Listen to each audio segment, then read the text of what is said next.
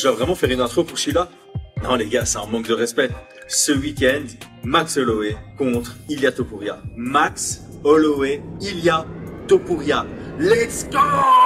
Yo, this is Dustin Poirier. Bienvenue à Fight Minds. Bienvenue sur Fight Minds.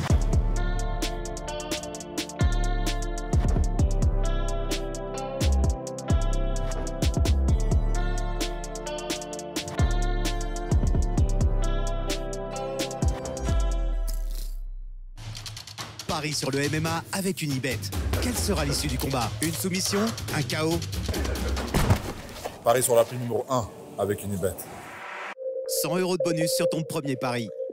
Brian, dis-moi pourquoi ce combat est le combat de l'année pour les fans de ce qui se passe dans la cage. Je pense que déjà, au-delà de l'aspect technique, l'aspect stratégique, on a vraiment deux fanbases, on va dire, qui sont persuadés de la victoire de leur poulain. En tout cas, c'est là pour l'instant ce que j'entends avec pas grand étonnement, tu vois, mais moi je suis un peu plus réservé sur l'issue du combat. Mais en tout cas, je pense que ça va vraiment attirer les foules sur cet aspect-là, quoi. J'ai été également surpris. Je trouve que il y a beaucoup de gens qui sont sûrs d'eux quant au résultat. Ouais. Et on en parlera évidemment au moment de nos pronos, mais moi je trouve que ça se rapproche de quelque chose qui est plutôt incertain, avec des issues qui peuvent aller dans un sens comme dans l'autre. Ouais, bah alors ce qui est sûr, c'est que une fois que ça ira dans un sens, ça sera certain, tu vois. Ah oui, et donc ça, c'est sûr. il y aura une partie tous ceux qui ont... il y aura une partie du public qui dira je vous l'avais dit, tu vois. Ça c'est sûr. Ouais, c'est ça. mais en même temps, la probabilité, elle me semble vraiment. Ouais, bah quand ce sera passé, quand ce sera fini, ça sera 100%. Mais là actuellement, j'ai du mal à me positionner, tu vois. Ah bah on avait déjà fait un long épisode dessus et on était tous les deux très proches du 50-50. Ouais. Mais voilà, donc en tout cas, je pense que le public est très très chaud sur ce combat-là. Je pense que ceux qui disent qu'ils sont certains de l'issue du combat savent très bien que ça peut aller dans un sens et ça va rajouter encore plus d'adrénaline et de stress pendant le combat parce qu'ils savent que clair. ça peut partir dans l'autre sens. Et autant pour les fans de Max Holloway que de le voir se faire éteindre sur un coup ou de se faire dominer, et autant de l'autre côté d'avoir un Topuria qui commence à prendre un peu trop de coups et de voir le combat leur échapper des mains, tu vois. C'est clair. Et en fait, ça fait plaisir d'avoir ce combat qui a autant d'engagement auprès des fans. Étant enfin pour moi c'est vraiment le combat de l'année pour le moment en termes de compétences dans la cage. On a vraiment deux gars extrêmement compétents qui se rencontrent dans la cage, et c'est vraiment pas tous les mois qu'on a ce genre de calibre de chaque côté qui vont s'affronter, avec en plus vraiment pas mal d'intrigues, je trouve, et on va analyser ça juste après notre Tale of the Tape. Le challenger et ancien champion featherweight et BMF, Max Holloway est le contender numéro 2. 26 victoires pour 7 défaites en carrière professionnelle, avec la quasi-totalité de celles-ci à l'UFC, puisqu'il y a été signé sur un palmarès de 4 victoires pour 0 défaites en 2012. Avec 12 KO et 2 soumissions, il a un taux de finalisation à 54%. Notre nouveau champion Ilia Topuria est invaincu en 15 combats, dont 7 à l'UFC, 5 victoires par KO, 8 victoires par soumission. Ça nous donne un impressionnant taux de finalisation à 87% contre une solide adversité. Max Holloway est grand pour la division, mais a un très faible hip ratio. Il mesure 1m80 et a une allonge d'1m75. Ilia Topuria, c'est l'inverse. Alors qu'il mesure 10 cm de moins, il a exactement la même allonge. Quand on parle de Max Holloway, on est obligé de souligner son incroyable volume en pied-point, avec 7,17 touches à la minute. Et j'ai envie de préciser un élément. On dit qu'il se fait beaucoup toucher, peut-être, mais sa striking defense est à 59%, ce qui est très haut, alors qu'il a affronté la crème de la crème dans sa carrière UFC. Ilia Topuria touche ses adversaires 4,40 fois à la minute et a une défense encore plus impressionnante avec 65%. Le champion obtient près de 2 takedowns par quart d'heure, avec un succès à 56%, ce qui sera testé face aux 84% de défense d'amener au sol de l'Hawaïen. Max Holloway obtenait sa 3e chance à Volkanovski en battant Yair Rodriguez dans une véritable guerre, mais a fait face à un champion absolument parfait ce soir-là. Il prouvait ensuite à 2 reprises qu'il était le prince de la division en s'imposant contre Arnold Allen et en envoyant Corinne Zombie à la retraite. On se souvient évidemment tous de sa dernière sortie avec son KO à la dernière seconde sur Justin Gaethje après l'avoir dominé pendant 25 minutes pour devenir le BMF. Ilia Topuria a roulé sur Ryan Hall, est monté en lightweight et a tapé un énorme comeback sur Jay Herbert. De retour en 65 kg, il a soumis Bryce Mitchell à 50-42 Josh Emmett aux yeux d'un juge et a pris la ceinture à Volkanovski en éteignant ses lumières au 2e round en février de cette année. Eh ben pour ce combat, on a battu notre record, je pense. On a 2900 votes au moment de l'enregistrement. Ce sera peut-être un peu supérieur au moment où on publie. Et sur les 2900 votes, on en a 64% qui voient une reprise du titre de Max Holloway. Et d'ailleurs, dans les commentaires, ça a fusé. Mais justement, tu vois, tous ceux qui sont sûrs et certains pour Topuria, ils sont là, c'est quoi ça 64%, vous votez avec le cœur, blablabla. Ben, on verra samedi ce qu'il en est. En tout cas, je propose qu'on commence par là.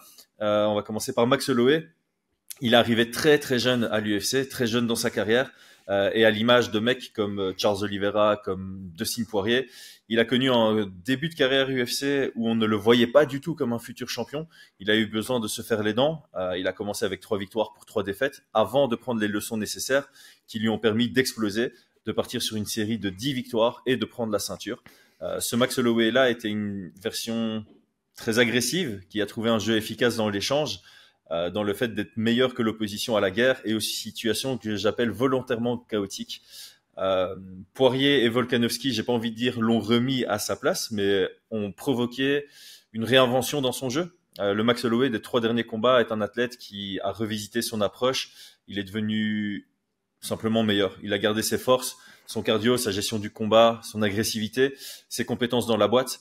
Mais il a aussi des armes maintenant pour gagner des minutes dans des situations plus structurées. Et il a un meilleur nez pour savoir quand enclencher la 6e et enclencher cette agressivité qui reste une de ses forces. Comment est-ce que tu décris, j'ai envie de dire, Max Holloway version 3? On a eu la version 1 quand il prenait ses leçons à l'UFC, la version 2 très agressive, et maintenant cette version 3 un tout petit peu plus dans le contrôle du combat, on va dire. Ouais, bah écoute, je pense qu'il s'est rendu compte qu'il ne pouvait pas perdre des combats pour des décisions, on va dire, entre guillemets, litigieuses, tu vois. Effectivement, il a un style de combat qui peut, d'un certain point de vue, faire pencher la balance de l'autre côté. Et enfin, moi, personnellement, j'avais scoré le 1 et le 2, je pense. Enfin, j'avais scoré à l'époque Holloway contre Volkanovski, comme certains, je pense un juge de touche. Mais effectivement, quand on regarde le combat, par exemple le dernier round de leur 2e affrontement, c'est extrêmement serré et ça joue à très peu, quoi. Je pense que ça se joue à un point de vue sur qui tu es un peu plus concentré. Ouais. Tu vois, sur qui peut-être tu as plus de préférence ou je ne sais pas, tu vois. Et donc je pense qu'il est revenu beaucoup plus stratège, se faire un peu moins toucher aussi, parce qu'il a un jeu où il accepte d'être touché pour pouvoir toucher en retour, mais ça a des conséquences. Alors effectivement, notamment sur Volkanovski, il se fait toucher, ça fait pas grand-chose. En tant que combattant, tu te dis bah ouais, c'est pas très efficace. Et donc pour lui ça devrait pas compter, on va dire, dans le scoring, mais de l'autre côté c'est des touches qui sont factuelles, quoi. Ouais. Et qui vont à l'avantage d'un Volkanovski. Donc moi je le trouve beaucoup plus mesuré, je le trouve plus patient. On l'a vu contre Justin Gaethje, il connaît les forces adverses, il va se méfier aussi. Notamment, là, c'était sur les calf kicks et sur les low kicks de Justin Gaethje. Il était très concentré pour ne pas les prendre. Après, voilà, sur ce combat, si je dis pas de bêtises, il y a eu aussi des rounds un peu serrés, tu vois. Ouais, il y a eu... Bon, il domine, mais... Quand je dis serré, avec au moins un juge qui a vu autre chose que ce que l'on voyait, tu vois. Sur le deuxième round, c'est possible. Ouais, Je me 2 demande et si- 4, hein, je pense. Je me Le demande 2 sur et le 4. sur le deuxième round s'il n'y a pas eu un juge qui avait vu. On va regarder le. Ah, mais non, mais on n'aura pas le scoring, je suis bête sur. Puisque Ah non, c'est un KO à la dernière c'est seconde. sur C'est scorecard. Decisions. Euh, Hop. On va aller voir ça directement. C'est vrai que je suis pas allé revoir. Ah, mais non, c'est scorecard, ouais. Bon, t'es dessus. Mais je suis d'accord, ouais, il y avait des rounds qui étaient encore un peu compétitifs, on va dire. Mais c'est normal aussi, puisqu'il diminue l'intensité, ça laisse aussi des portes ouvertes à son adversaire de venir le connecter. Euh, le problème qu'il avait avant, c'est Volkanovski a réussi à matcher son volume, et c'est pour ça que Volkanovski a réussi à le battre, et a même dépassé son volume dans leur troisième affrontement. Du côté de Poirier, sa victoire, c'est parce que il a compensé la différence de volume par ouais. l'intensité des frappes. Mm. Et donc, il a eu deux types de défaites différentes. Il s'est rendu compte qu'il y a certains combattants de très haut niveau qui sont capables de matcher son volume et de canaliser son agressivité, parce que ça, c'est vraiment Volkanovski. Il n'est pas rentré dans son jeu où on va aller à la guerre.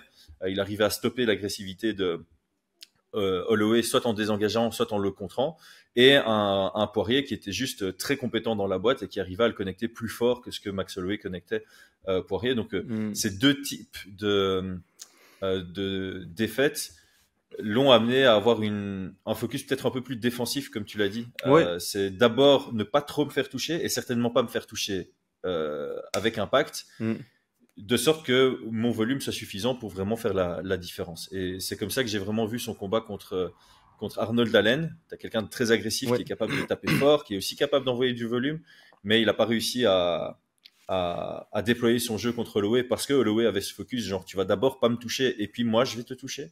Et contre Gaethje c'est un peu la même chose, tu as quelqu'un qui frappe très dur, surtout avec son bras arrière, son crochet aussi est dangereux, c'est calf kick comme tu l'as dit, il était très bien préparé à ça, et une fois qu'il a réussi à minimiser les frappes qu'il encaissait, il a pu déployer son jeu offensif, et pour moi ça le rend plus compliqué à aborder, hein. Maintenant le Max Holloway version 3 est plus difficile à battre évidemment que sa version précédente. Si on se rappelle sur les analyses que l'on faisait, on n'était pas aussi comment dire ça, rassuré donc contre Justin Gaethje et contre contre Arnold Allen, notamment parce qu'on n'avait pas cette information qu'il serait défensivement aussi en place et qu'il aurait une approche beaucoup plus mesurée. Et donc cette approche mesurée, pour moi, elle rajoute aujourd'hui, comme tu dis, le fait que ce soit une troisième version, et elle rajoute de la dangerosité. C'est drôle quand même, hein. Tu es plus mesuré, tu fais un peu plus attention et tu en deviens beaucoup plus dangereux. Ouais, c'est ce que j'avais dit de Ngannou. Paradoxalement, la version de Ngannou qu'on avait vue dans la revanche contre Stipe Miocic était encore plus effrayante parce qu'il y avait ce côté patient qui rajoute un peu à cette définition de prédateur. Et j'en parlais aussi avec Aldric par rapport à la victoire de Valentina Shevchenko contre Alexa Grasso. On sait que Valentina est très dangereuse, qu'elle est capable de mettre des KO avec pas mal d'armes. Et la version qu'on a eue contre Alexa Grasso, genre je veux juste gagner, ça la rend plus énigmatique, ça devient un problème plus difficile à résoudre. C'est un peu la même chose pour Max Holloway ici. T'as l'impression j'ai l'exprimé comme ça, il y a moins de chemin vers la victoire contre Max Holloway aujourd'hui. Ouais, je suis entièrement d'accord. Mais ça, on va en parler après parce que j'en vois quand même quelques-uns. Ah oui, totalement. Est-ce que donc là, on a un peu élaboré les forces de son nouveau jeu. Je pense que contre Gaethje, on a vu vraiment des déplacements constants qui lui permettent de toujours avoir cette option de désengager. Il a été très difficile à mettre dos à la cage. Il a un bon jab en reculant. Je trouve que par moment, il désengage et il met juste un jab très gênant pour casser un peu l'attaque de Justin Gaethje. J'avais envie de le souligner ici parce que ça peut être intéressant contre Topuria. On a vu un bon uppercut arrière très souvent dans sa carrière, contre Volkanovski aussi, mais là contre Gaethje c'était vraiment très propre. Et j'ai l'impression qu'il utilise aussi plus de feintes qu'avant. Forcément, comme il y a moins de volume, il a envie de garder une activité. Hein. Voilà, une activité pour toujours envoyer autant d'informations. Il envoie autant d'informations, c'est juste que proportionnellement dans les informations qu'il envoie, il y a moins de frappes effectives, il y a plus de feintes qu'avant. Ouais, je te rejoins. Et puis il y a ces coups de pierre tournés qu'il a utilisés, hein, ces back kicks qui contre Justin Gaethje, pour moi, ça a été le fait de match qui a fait tourner vraiment la balance. Hein. Ça reste aussi une question de savoir si ce kick n'avait pas touché le nez, Est-ce que ça aurait été... Enfin, j'imagine que ça aurait été beaucoup plus serré, tu vois. Ça aurait été plus serré. Je pense que Max Holloway a prouvé sur le premier round qu'il était vraiment bien préparé. Il le prend bien avant ce back kick. Mais clairement, ça a représenté une gêne sur la suite du combat pour Justin Gaethje. Ouais. En termes de faiblesse, est-ce qu'on en a du côté de Holloway?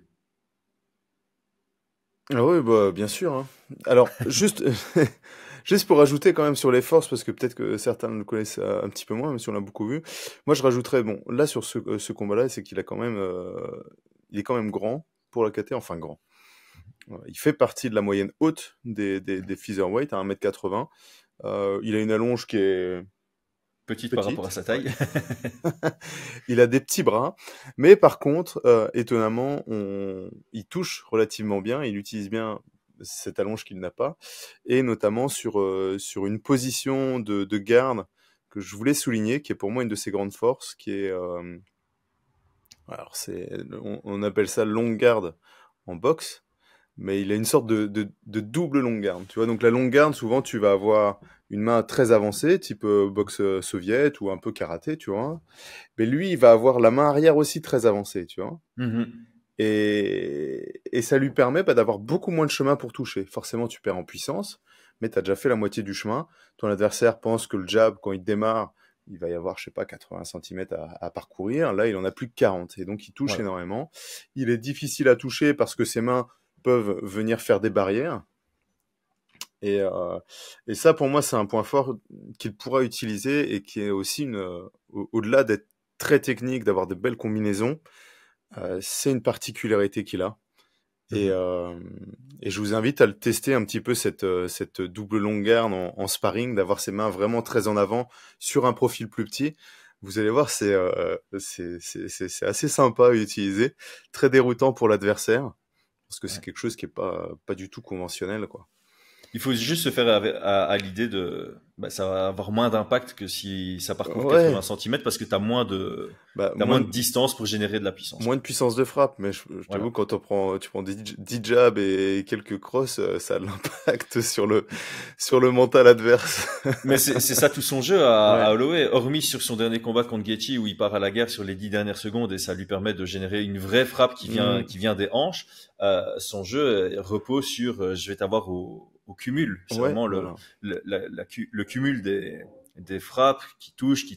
Et à un moment, l'adversaire, ça commence à faire mal à sa tête. Et on voit ça beaucoup en boxe anglaise. En boxe anglaise, il y a pas mal de boxeurs qui cherchent très rarement le KO sur une frappe et ils cherchent plus à toucher. Le cumul. À un moment, ça va vaciller, ça va faire mal à la tête au 8e, 9e round et puis ils capitalisent dessus. Et voilà, les Diaz font partie de cet exemple-là aussi en MMA.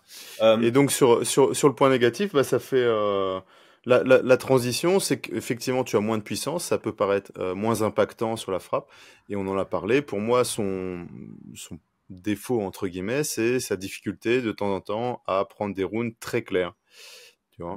Et on l'a eu sur ses combats, donc ça jouera aussi sur le combat si ça va à la décision. Donc ça, c'est un de ses points négatifs. Et l'autre point qui me questionne et que je pourrais placer dans les points négatifs, mais il faut remonter 10 ans en arrière, tu vois. C'est une fois qu'il est mis dos au sol, tu vois. Donc il faut remonter à son combat contre McGregor. Et celui d'avant aussi, juste avant McGregor, contre Bermudez. Denis Bermudez. Où Bermudez l'emporte à la décision en mettant exactement comme McGregor Max Holloway sur le dos sur le dernier round, tu vois. Et donc ça n'a pas été exploité ensuite parce que je ne pense pas qu'il a affronté beaucoup de grappleurs lutteurs. Non. Faisons le point sur sa carrière, mais après ça, Brian Ortega, je suis même pas sûr qu'il a cherché le sol. Il a voulu se tester en boxe, non? C'est pas ça? Ouais. Il n'y a pas beaucoup de tentatives d'amener au sol. Bon, purée. Et quand bien même, la version Brian Ortega, qui a affronté Max Holloway, c'était pas... on l'avait dit dans notre avant-dernière analyse de Brian Ortega, ce qui manquait à son jeu, c'était sa lutte offensive. Et sa lutte offensive a commencé à se montrer seulement dans son avant-dernier combat. Donc, mais regardez, franchement, qui a de la... Et Volkanovski, au final, sur le deuxième affrontement, il l'emporte. Donc, on était à 2-2 sur les cartes des juges. La plupart voyaient un 3-1, mais le 5e round, il l'emporte notamment grâce à la lutte, hein, Ouais. en prenant 3 takedowns. 3 takedowns, dont le dernier où Max Holloway fait n'importe quoi, tu vois, mais il prend quand même 3 takedowns. Ouais. Et donc voilà, si on revient moins loin, on a quand même 3 combats qu'il perd à cause de la lutte et à cause de situations, il se retrouve sur le dos. Alors je vous rejoins entièrement, il est très difficile à mettre sur le dos, mais qui a essayé réellement de le faire?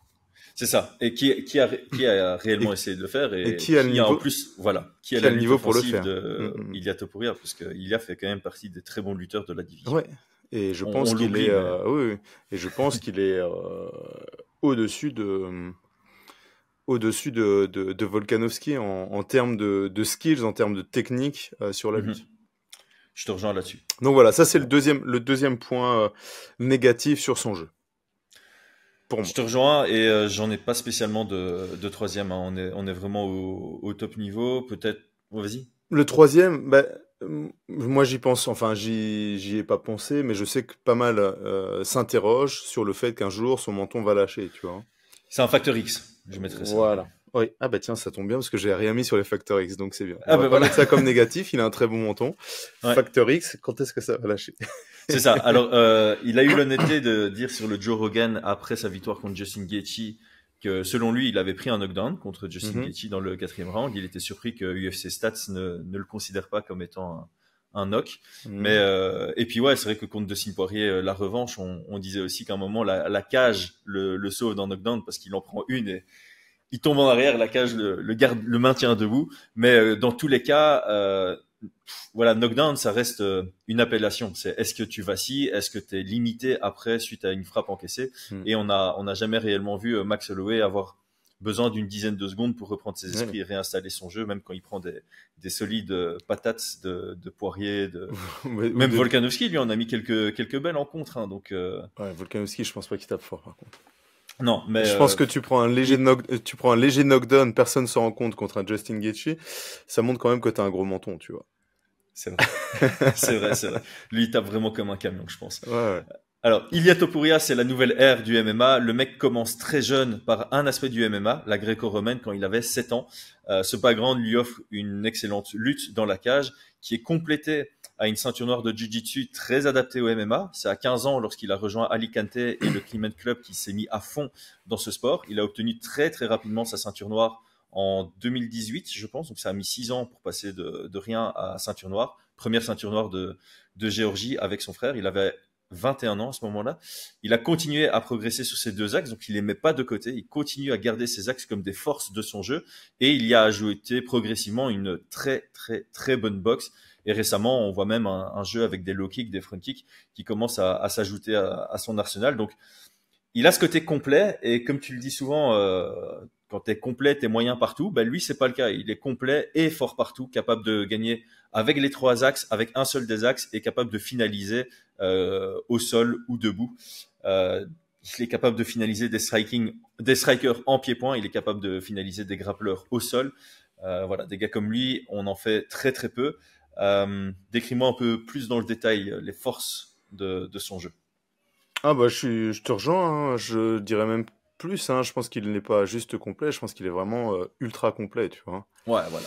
Il est impressionnant, hein. Ça fait partie, c'est pas pour rien qu'il est champion. Pour moi, il ressemble un petit peu, enfin il ressemble. On a un profil type Islam Makhachev qui a commencé extrêmement jeune et qui est au-dessus de tout, enfin de tout le monde sur ces 3 domaines, quoi. Et voilà. Donc bon, il reste quand même que ouais, je sais pas si tu l'as souligné, mais extrêmement puissant. Je l'ai dans mes notes pour après. Voilà, il frappe très très dur. Ouais. Une progression constante. Je pense que ça, c'est quelque chose qui est pour voir de combat en combat de la progression, ça reste quand même vraiment, on va dire, étonnant, tu vois. Il y a très peu de contre-performances. À chaque fois qu'il revient, c'est encore meilleur. En striking, enfin, c'est relatif, mais pas si longtemps que ça qu'il s'est concentré à fond sur sa boxe. Mais d'aller taper comme il a tapé certains. Ouais, Josh Emmett. Josh Emmett, faut imaginer que il y a combien de temps 10 ans, moi, quand j'étais parti m'entraîner là-bas, il faisait déjà que ça de la boxe, que de la boxe, même s'il a un background de lutte, et il faisait que ça, quoi. Et il a commencé, ça fait 2 fois plus longtemps, on va dire, que Josh Emmett est à l'UFC, qui travaille sa boxe, et il s'est fait allumer par Topuria, qui a commencé réellement, on va dire, la boxe il y a quoi, peut-être 6 ans, peut-être. Ouais, c'est ça. On va dire ça comme ça, mais ça reste fulgurant comme progression. À mort. Donc ça, vraiment, sur ces points positifs. Maintenant, la question reste quand même sur le fait d'être ultra complet. On ne l'a plus réellement vu lutter et grappler sur ces dernières années, si ce n'est sur le dernier round contre Josh Emmett. Mais face à un Josh Emmett qui avait pris quoi, 3 knockdowns, 2 knockdowns, qui était... Ça sortait du round où on a un 17, hein. Il y a un juge qui donne le 4e round 17. Et qui craint juste pour sa vie, donc presque t'es content d'être mis au sol, tu vois. Il a un peu utilisé contre Bryce Mitchell en contre, plutôt. Quand Bryce Mitchell initiait la lutte, Ilia Topuria a accepté avec plaisir et retourné la situation. Donc là, on a vu un très bon jeu au sol aussi. Contre Bryce Mitchell, il y a eu quand même beaucoup de défense de lutte très très réactive, tu vois. Où il se projetait en arrière et ça c'est bien d'être réactif, mais ça peut se retourner contre toi aussi. Hein. Ouais, mais dans ce combat-ci, je suis pas certain qu'on a un Max Holloway capable d'exploiter ça. Non, là, on parle du coup des faiblesses de manière générale. Bien sûr, mais d'être,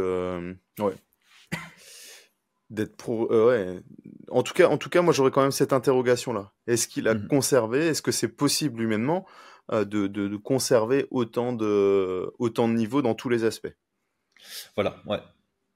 Et donc ça transite peut-être sur le point, les points négatifs, tu vois. À moins que tu aies d'autres points positifs. Non, moi je voulais juste utiliser le terme prédateur. Je trouve que c'est un mot qui correspond bien à son style, dans sa façon d'avoir une présence dans la cage. Il a vraiment une présence de prédateur. Il a ce style un peu patient, un peu mesuré. Je fais ça, comment il réagit, mais toujours avec cet objectif d'avancer, de forcer son adversaire à être contre la cage. Et alors un truc que tu avais souligné aussi, c'est il y a une similitude entre lui et Alex Pereira, c'est qu'ils sont capables de construire un chaos. Et donc ce style prédateur, comme Alex Pereira un peu, c'est ok, j'ai confiance en ma capacité à mettre un KO à n'importe quel round, et donc ça peut se retourner contre eux dans le sens où ils peuvent accepter ils se concentrent un peu moins sur prendre le round, ils se concentrent un peu plus sur construire le KO. Et donc de temps en temps ça peut faire une différence j'ai laissé passer ce round-ci, ce round-là, et puis finalement si le KO ne vient pas, il pourrait perdre une décision. Ouais, c'est vrai, parce que c'est vrai que beaucoup l'ont souligné hein, contre Volkanovski, il perd le premier round. Ouais. Mais Volkanovski fait un très bon premier round. Hein. Et pour moi, ça rajoute en qualité à cette victoire de Topuria.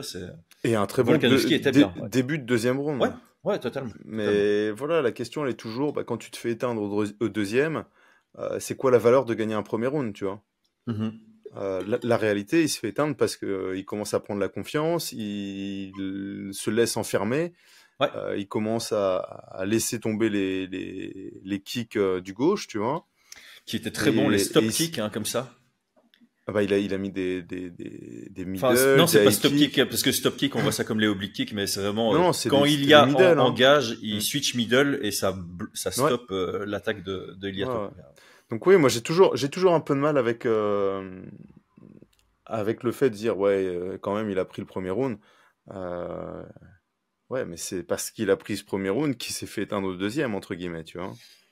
Ouais, je pense qu'il a peut-être un peu pris trop confiance en sa capacité à gérer Ilia Topuria de l'extérieur, et ça s'est retourné contre lui parce que Ilia, il rentre une fois et c'est bon, quoi.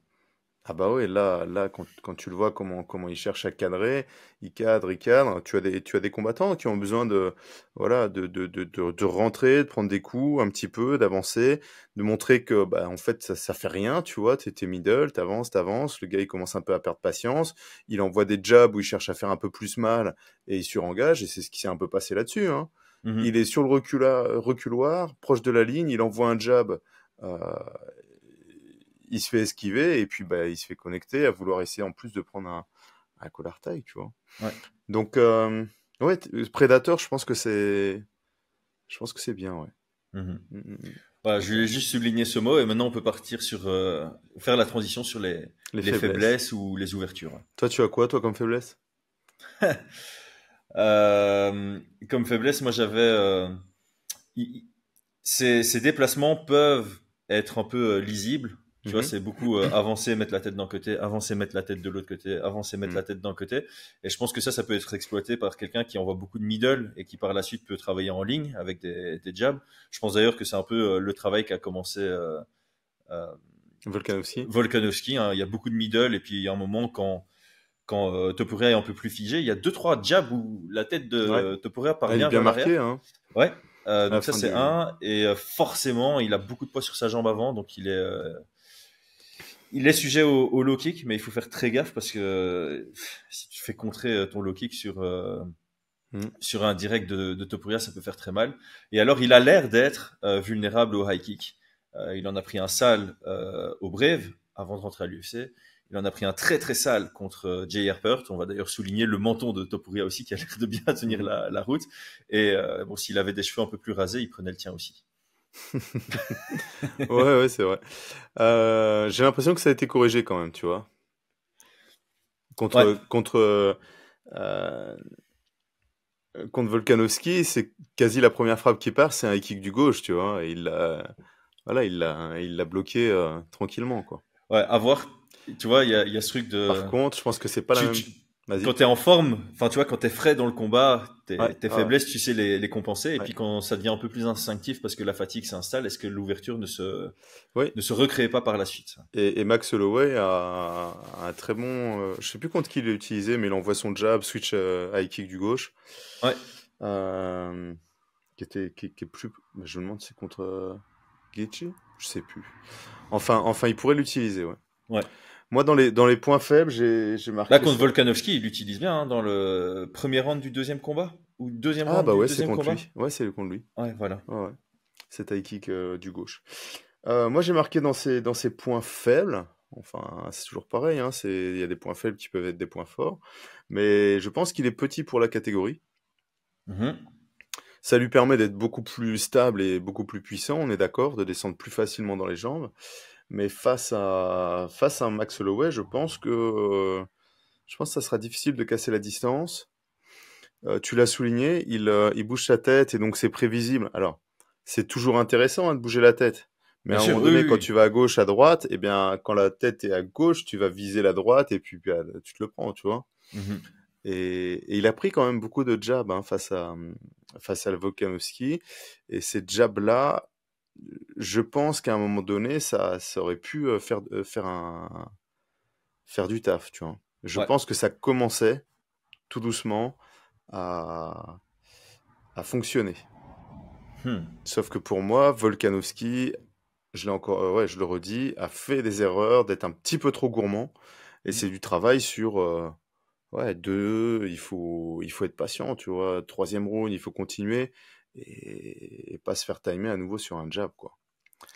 Donc peut-être que ce manque de patience montrait aussi que la présence de Topuria dans la cage le mettait mal à l'aise et que on en parle souvent, ces combattants qui veulent à tout prix un finish soudainement dans le combat, c'est peut-être aussi parce que ils savent qu'ils sont plus à l'aise et que soit c'est pour eux, soit c'est pour l'autre. Moi, je suis entièrement d'accord. Je pense que la prestance de Topuria, sa pression, le fait que Volkanovski avait peut-être une stratégie qui, tu vois, de l'extérieur semblait fonctionner. Donc, il prend ce premier round, il touche relativement bien. Mais quand tu es dans la cage, tu sais, il y a des frappes que tu envoies et tu as l'impression que ça fait rien, tu vois. Et là, tu mets une droite et le gars, il a pas bougé. Tu dis, qu'est-ce qui s'est passé? Le gars, il est sonné, tu le vois pas. Toutes tes frappes semblent parfois moins puissantes. Et souvent, tu t'épuises à vouloir frapper plus fort. C'est ce que Donovan nous avait dit quand il avait combattu contre Mason Jones, quoi, qu'il a l'impression de combattre contre un rocher et que ça l'a perturbé mentalement dans le fight. Ouais, et donc soit tu augmentes ta puissance, ou soit tu as l'expérience et la capacité de te dire non, il n'y a pas de souci, je vais continuer comme ça, que des petites frappes, juste pour que le cerveau il commence à paniquer, ce genre de choses, ou qu'il couvre un petit peu plus, et quand les muscles seront un peu plus fatigués, souples, travailler au corps, ça va épuiser, tu vois. Et effectivement, je pense que la prestance, elle a un petit peu poussé. Volkanovski a surengagé ses jabs, à vouloir taper un peu plus fort, à accepter d'échanger dans une position où il fallait pas échanger. Mais voilà. Et donc, pour revenir parce que là, on est reparti sur un point fort de Topuria. Mais sur un de ses points faibles, sa taille pourrait être problématique face à un Max Holloway qui utilise ses kicks, ses jabs, qui reste à distance, qui refuse absolument de rentrer dans la poche. Parce que, on le sait, Topuria, où il est excellent, c'est dès qu'il est dans la poche, dès qu'il est proche, à mi-distance. Ouais, et alors là, ça fait une très bonne transition. On a fini sur le profil de Topuria parce que Ouais, la je transition pense. est Hein, parfaite. je Ok. pense. Alors, là, moi, je me pose la question sur ce combat du côté de Max Holloway pour le game plan. Je me demande justement s'il ne doit pas revenir un tout petit peu à sa V2, on va l'appeler comme ça. Je prends exemple Qatar, tu vois. Qatar, c'était aussi un excellent striker. Bon, Mhm. pas du niveau de Topuria, mais c'est vraiment un striker dangereux. Mais c'était surtout un gars qui était excellent quand il engageait. Il était beaucoup moins excellent en contre. Alors autant Topuria, comme tu l'as dit, il est très très sale dans la boîte, dans l'échange. Autant j'ai l'impression il excelle vraiment quand c'est lui qui décide quand un échange commence. Donc j'ai l'impression qu'un Holloway qui force Topuria à reculer, qui force Topuria à devoir contrer et qui avec un très haut volume empêche Topuria de pouvoir set up son KO, de pouvoir lui-même dire ok maintenant on va dans la poche. Je pense que c'est un Holloway qui se donne plus de chances dans le combat. Alors je sais que il y a un risque à faire ça, de forcer un combat actif contre Topuria, mais comme on l'a déjà dit plusieurs fois dans plusieurs analyses, de temps en temps, c'est la prise de risque qui t'offre les meilleurs chemins de la victoire. Donc ici, je me pose vraiment la question de est-ce que Max Holloway doit continuer sur cette version un peu plus concentrée sur sa défense, parce que j'ai l'impression que ça représente aussi le risque de se retrouver un peu comme Volkanovski à prendre un peu ses aises et puis Topuria sur un moment d'éclat, il peut juste finir le combat quoi. Alors que ce côté, ce sera moi le prédateur, c'est moi qui vais avancer, c'est moi qui vais mettre le volume. Je vais forcer Topuria à devoir contrer et à pas avoir le temps de réfléchir à comment travailler ses combinaisons.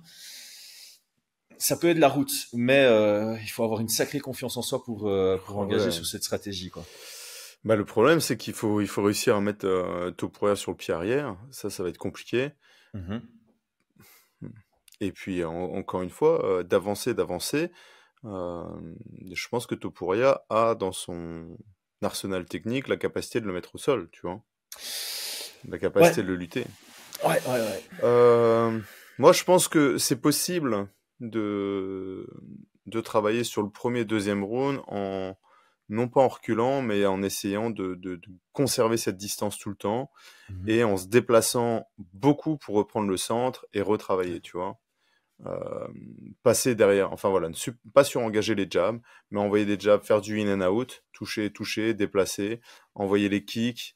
Dès que Topuria commence à cadrer, qu'il puisse cercler pour reprendre le centre et recommencer. Une sorte de travail de sape qui devra peut-être nécessiter 2 rounds, où il faudra potentiellement, alors c'est pas courir, hein, mais c'est vraiment désengager pour réengager après. Ouais. Et on a vu quand même Topuria reculer sur certaines combinaisons. Pour moi, effectivement, j'ai l'impression que c'était un bloc, mais où on a vu un Volkanovski qui était capable de shifter, donc de changer de garde pour avancer en faisant des grands pas. Et ça, tu ne peux shifter que si tu as un adversaire qui recule suffisamment, qui désengage suffisamment. Ouais, et c'est là où je me suis dit que Topuria ne compterait pas si souvent que ça. Son cross-counter, il envoie de temps en temps, mais si tu arrives à contourner un peu ce cross-counter, il n'y a pas spécialement de check hook, par exemple, du côté de Topuria, notamment parce qu'il est plus petit. Généralement, le check hook, c'est beaucoup plus utilisé par les combattants hauts pour une division, mais je pense que il y a peut-être moyen d'un peu le pousser en mettant du volume. Ouais. Et les cross-counters, ils les utilisent surtout sur des jabs qui sont faits un petit peu en arrière, tu vois. Ouais. On l'a vu sur Volkanovski comme ça. Des flicker jabs, c'est ce qui arrive.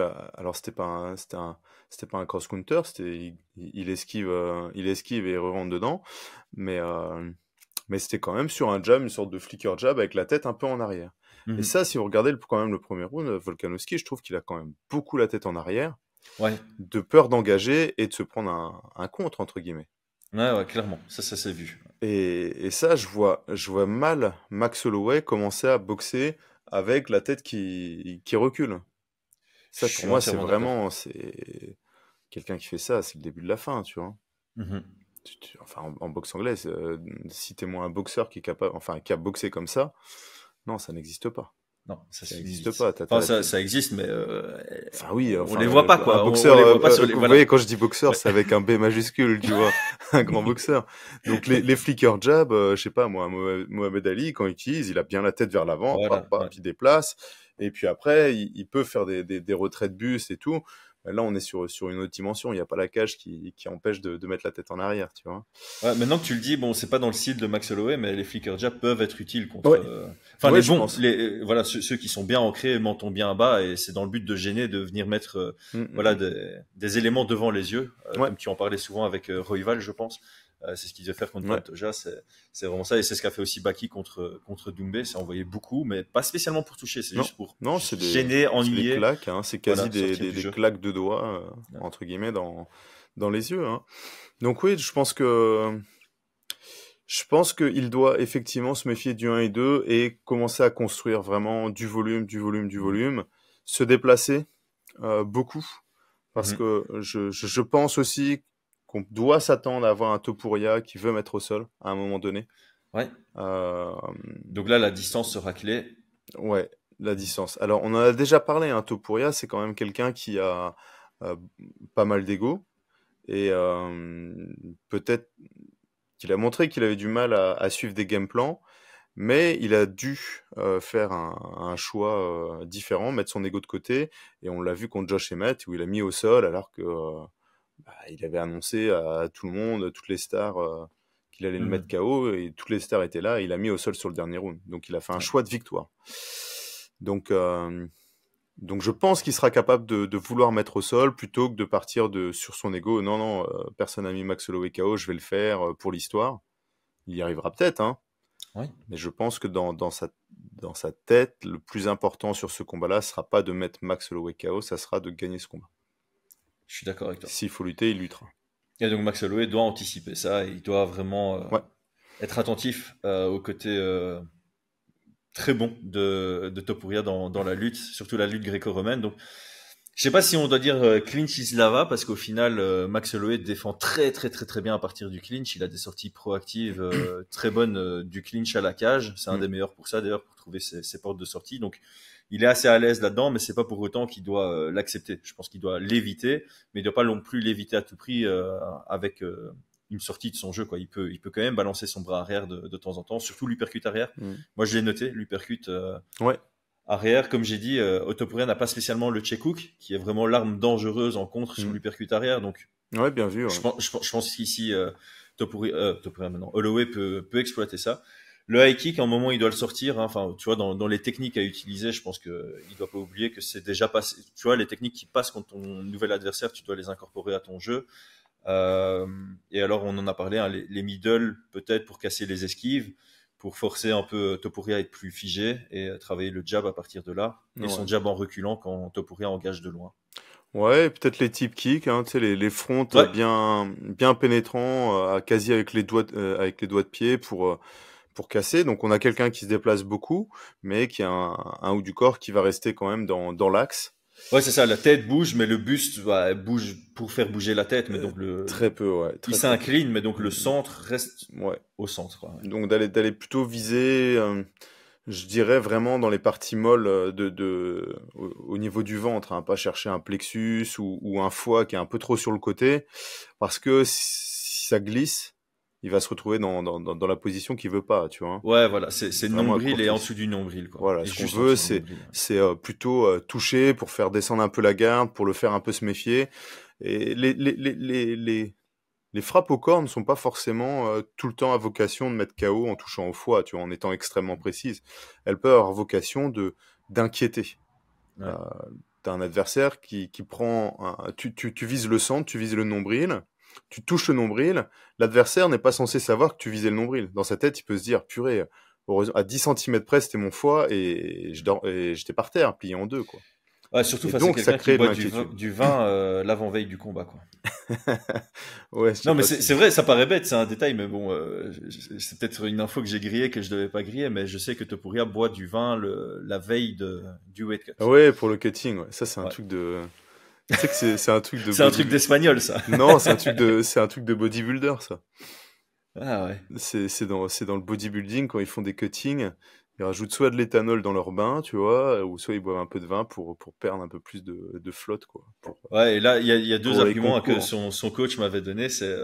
C'était ça, mais c'est aussi pour un peu se relaxer et mieux dormir Ouais. alors que tu es déshydraté, quoi. Et ça contribue à la déshydratation, évidemment, l'alcool. En tout cas, voilà, je pense que ça, il doit l'ajouter. Et alors, la question sur le game plan, c'est les coups de pied retournés.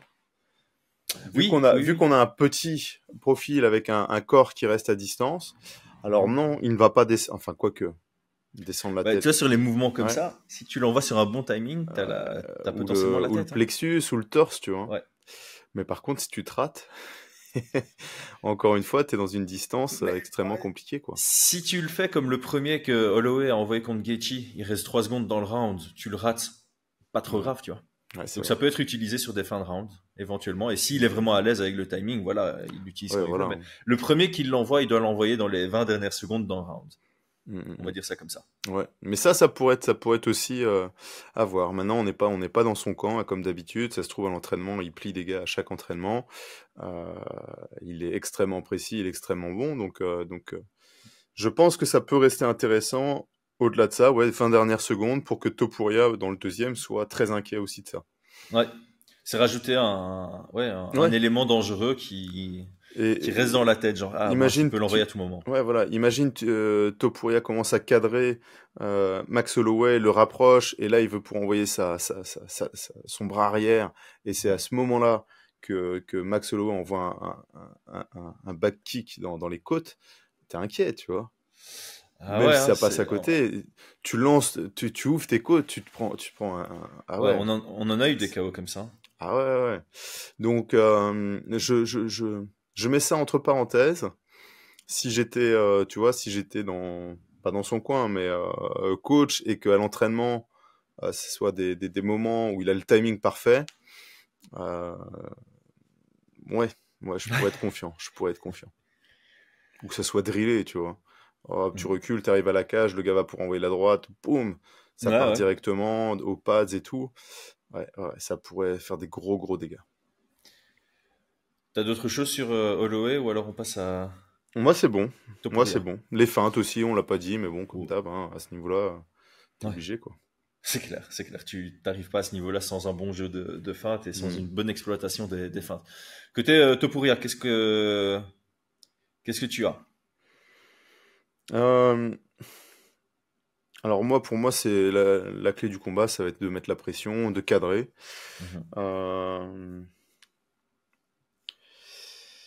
Les calf kicks, j'ai mis aussi.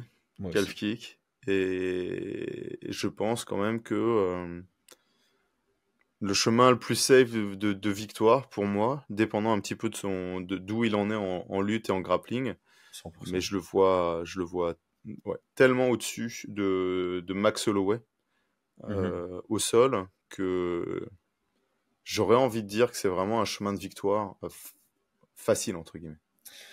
Moi, c'est marrant. J'ai noté 4 points. Donc, j'ai mis pousser Holloway sur le reculoir, donc encadrant. Utiliser sa lutte. Les calf kicks quand c'est debout. Et alors, il y a aussi une technique qui a très bien fonctionné pour Volkanovski contre Holloway sur les 3 combats. C'est le crochet en contre. Tu vois, quand Max Holloway lève son genou avant pour avancer, pour venir attaquer, avec une feinte de type, il l'utilisait très bien contre Pettis. Là, il y a Volkanovski qui stoppait, enfin, tu vois, qui faisait mine de désengager, il s'arrêtait, boum, bras arrière, bras avant, ça fonctionnait super bien. Et ça, je pense que c'est typiquement dans l'arsenal de Topuria, pardon, il peut l'utiliser. Et puis, le petit truc aussi, c'est, on l'a pas dit, mais Topuria, voilà, il travaille en combinaison et il néglige pas du tout les attaques au corps. Ouais. Étant plus petit que Max Holloway, dans certaines situations, je pense que le foie sera accessible aussi pour Topuria. Ouais, mais je pense qu'il l'aura pas par contre son foie. Je pense que par contre, ça lui permettra d'ouvrir le haut de la tête. Ouais. Enfin, le haut de la tête. Le haut, c'est ou la tête. la tête. La tête, voilà. Je pense que ça peut être intéressant, effectivement, d'aller Ouais. frapper au corps de manière très très puissante et d'inquiéter vraiment Holloway sur la possibilité de se faire mettre KO au foie Mhm. et puis de feinter et remonter à la tête, ce qu'il fait habituellement, hein. L'esquive, enfin la plupart de ses KO, euh, il y a des frappes au corps avant de monter à la tête, tu vois. Ouais, ouais, contre Damon Jackson, contre Jay Herbert, ouais. Ouais. Même contre Volkanovski. Volkanovski, hein, esquive, le 4 au corps, c'est quoi? 4 au corps la première frappe après l'esquive? Mhm. 3, je sais plus si c'était à la tête ou c'était au corps, et puis il finit avec une sorte d'overhand pour éteindre, tu vois. Ouais, je me demande s'il fait pas la Benavidez et puis le overhand. Ouais, ça me fait penser à ça. Oui, je pense que c'est ça. Le calf kick, je crois qu'il a des très bons calf kicks aussi. Mhm. À mon avis, Holloway sera préparé à ça, mais Mm, c'est pas parce qu'il est préparé que c'est inexploitable. exactement. Exactement. Ok, bon, bah, je pense qu'on est assez aligné. Ouais. Chez Topuria, il y a plus d'options, évidemment, et je te rejoins à 100%. Je crois que il peut se permettre de rentrer avec de l'ego dans la cage en disant je vais tester, je vais essayer d'être le premier Oui, à à le mettre 100%. KO. Holloway, c'est un diesel qui travaille vraiment sur la durée, donc il y a cette prise de risque entre guillemets de Topuria qui peut se dire ok, je vais voir ce que ça donne les 8-9 premières minutes debout, et Mm. puis s'il voit que son chemin vers la victoire est pas assuré Sûr. par cette approche, Mm. il peut commencer à lutter un peu plus tard parce que on n'en a pas parlé, mais Max Holloway est très très fort sur 25 minutes. Topuria a prouvé une seule fois, mais c'était suffisant qu'il était très fort sur 25 minutes. Mm. Alors oui, il avait 100% de la gestion du rythme, de la direction du combat contre Josh Emmett. Cela étant, Ouais, mais je c'est lui pense qui qu'il l'a a montré. imposé, hein. Oui, c'est ça. Il Il pourrait avait l'imposer à Max Holloway. Voilà, il pourrait l'imposer à Max Holloway. Si, on verra, mais je pense que sur Mais 25 minutes, il sera performant aussi. sur la lutte, moi, je l'aurais, dans ce que j'avais écrit, je l'aurais implémenté au deuxième round, tu vois. Ouais, c'est ça. Oui, après Pour 8-9 minutes. menacer, et à partir du troisième, commencer un peu à mixer, quoi. Ouais. À commencer Ouais, parce que sa à lutte, feinter, remonter, voilà. frapper. Parce que s'il arrive à mettre au sol, à prendre en dos ou à fort fatiguer, bah Max Holloway il va commencer à être réactif sur ses Ouais. défenses et ça va laisser des portes ouvertes. Donc au lieu d'aller chercher le crochet au corps pour ouvrir la tête, il peut chercher les feintes de lutte pour ouvrir à la tête. Ouais. Alors, notre sponsor, attends, je note, on est à 49 minutes. Notre sponsor Unibet.fr n'est pas trop d'accord avec notre communauté. Ilia Topuria est à 1,40 avec Max Holloway à 2,77. On est donc entre un 65-35 et un 70-30. Brian, moi, tu sais ce que j'en pense. Hein. Dis-moi comment toi tu te positionnes par rapport à ces chiffres. Moi, je vous avoue que on a vu les deux scénarios possibles. Je les trouve très très réalistes, hein. Des deux côtés, j'ai quand même l'impression d'avoir un avantage pour Topuria. Bref, en gros, demain, tu me dis dans quel corps tu voudrais te retrouver pour le combat, avec les armes et tout. Je préfère être à la place de Topuria, tu vois. Je suis d'accord. Ouais. Oui. Aussi simple que ça. Donc Mais c'est parce que t'aimes bien le vin, ça. Non, le jour du combat, pas la veille. Ah, ok. La veille, tu préfères Max Holloway. Ouais, sûrement. Non, Mais... c'est vrai que ça, c'est un petit facteur X, mais Max Holloway, sur certaines interviews, me paraissait déjà fort creusé. Donc voilà, il a jamais raté le poids ni quoi que ce soit. Ça a jamais été un problème pour lui, mais ouais, il m'avait l'air d'être fort creusé quand même. Écoute, moi j'ai envie de dire que je vois quand même un léger avantage pour Topuria. Mm-hmm. Je le vois être capable de mettre cette pression, d'être plus inquiétant, plus impactant. Je le vois être capable de mettre au sol si ça commence à fatiguer et d'être supérieur. Je suis pas d'accord avec les cotes, dans le sens où je les trouve vraiment très très marquées. J'étais plutôt sur un 55-45 à l'avantage de Ilia. Mais voilà. Après, en plus de ça, on a parlé des facteurs X pour Holloway, sur la question si un jour son menton lâche, ou là tu me parles de son physique. Ouais. Mais Topuria, il y a quand même des facteurs X qui sont à questionner. Et ces facteurs X, pour moi, à un moment, je t'avais proposé d'en faire une discussion. Ouais, j'y ai pensé pendant notre podcast. Ouais. Je me suis dit, mince, on n'a pas eu l'occasion de faire un podcast. Si vous avez regardé sa dernière vidéo postée, on le voit s'entraîner. Non plus, il ne s'entraîne plus au Clement Club. Donc, il n'a plus son coach avec qui Roré, ouais, Roré avec Roré, Clement. Et il ne s'entraîne plus à la salle non plus. Il s'entraîne dans sa salle privée, chez lui, avec un pads holder, tu vois, et puis avec des partenaires d'entraînement qui viennent, j'imagine, à la demande. Je sais pas trop comment ça se passe, tu vois. Ouais. Et ça pour moi, ça me questionne, parce qu'il a bah, forcément, hein, il a maintenant une vie de star, où il doit, j'imagine, se déplacer en étant accompagné, invité par les plus grandes stars. Il doit avoir des stars de foot enfin, je pense qu'il est passé d'un autre côté de la notoriété, ouais. Ouais, vraiment de ce côté-là.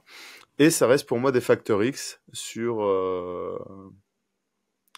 cet aspect-là, quoi. Est-ce que tu vas avoir autant la dalle? Est-ce que tu vas être préparé autant?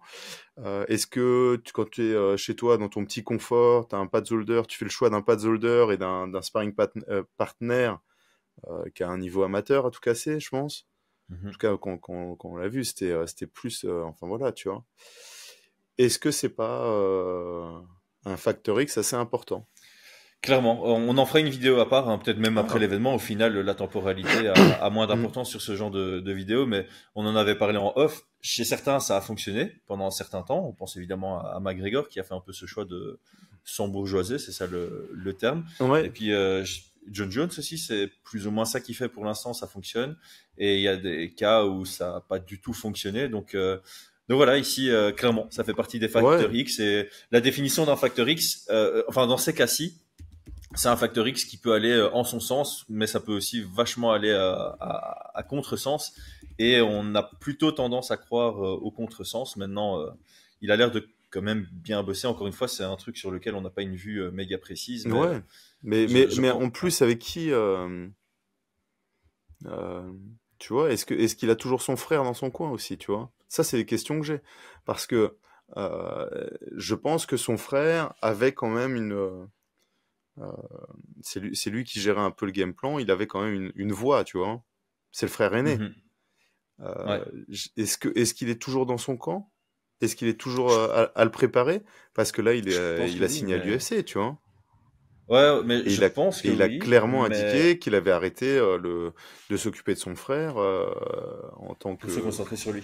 Et de se concentrer sur lui. Donc ça aussi, c'est... Ouais, voilà. Donc pour moi, c'est des facteurs X. Hein. Ça veut pas dire que je change mon fusil d'épaule sur le 55-45, mais je l'ai en tête. Voilà. Moi, je te rejoins. Moi, j'ai 55-45 Topuria. Ça peut un peu pencher sur le 60-40 avec l'aspect lutte, où je peux vraiment voir un combat où après on se dit voilà, en fait la réponse elle était là, il a lutté, il a facilement gagné. Je peux voir un Topuria où à la fin du combat on dit ok, il y avait pas photo.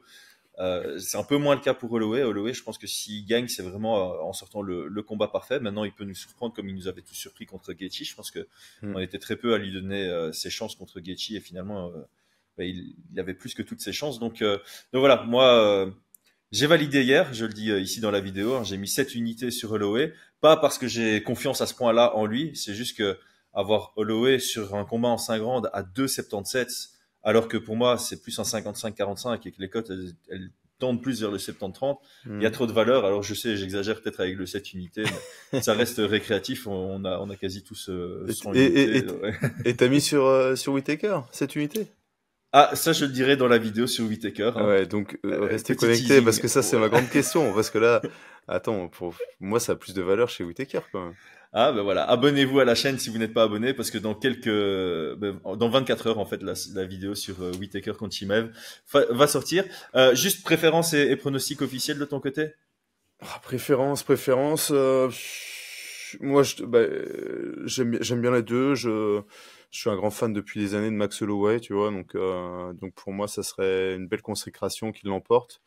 Ça me dérangerait pas, tu vois. Après, Topuria, ça peut aussi le faire encore plus progresser après. Mais ouais, j'ai une légère préférence pour Max Holloway, je crois, sur le storytelling. Voilà, pareil. Voilà, j'aime bien les deux. Ça, quoi. Les options pour les deux sont intéressantes en cas de victoire comme en cas de défaite. Holloway, il garde sa ceinture BMF en cas de défaite et donc il y a encore des choses à faire pour la suite de sa carrière. Topuria, il est encore jeune, il va pouvoir rebondir et j'aime bien justement ces histoires de mecs qui sont invaincus, qui arrivent au sommet, qui ont un échec, voir comment ils rebondissent et justement par rapport à ce facteur X, ce serait intéressant. S'il a un échec qui s'est embourgeoisé, voilà, ce sera très intéressant. Donc j'ai des intrigues dans les deux cas. Là, je serai pour Holloway. Mais je vais vraiment kiffer ce combat en tant que fan du sport, quoi. Malgré les 7 unités. Je sens qu'il y en a, il va pleurer demain. Enfin non, le dimanche. Pleurer de joie, là, avec toutes mes unités, là, 7 fois 2,77. Moins 7. Max qui s'est fait plier. Après, ouais, on en parlera avec la vidéo Whittaker. Voilà. Moi, je me rattraperai sur un autre combat. Les amis, je pense qu'on a bien fait le tour. Brian, un tout grand merci. À dans 2 secondes pour le Co-Main Event. Ouais, ça va. Ciao, ciao tout le monde. Ciao, ciao.